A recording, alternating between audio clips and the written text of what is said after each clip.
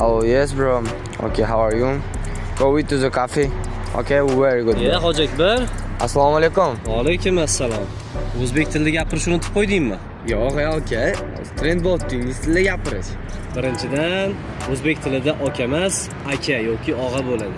Ikkinchidan esa, dunyo tillarini qancha ko'p o'rgansang ham o'z ona tilingni unutib qo'ymagin. Har bir millatning yuragi uning tili. Agar til bo'lmasa, millat ham bo'lmaydi. Ona tilimizni asrash har birimizning burchimizdir. Sen ancha vaqt orzu bo'lding, qaramlikdan juda to'yding. Oxir o'zni tiklab olding, ona tilim, jonu dilim. Hozir juda go'zaldirsan, hamma tildan o'zing zo'rsan. Zulmatdagi nurimdirsan, ona tilim, jonu dilim. Men sen ila o'zbekdirman.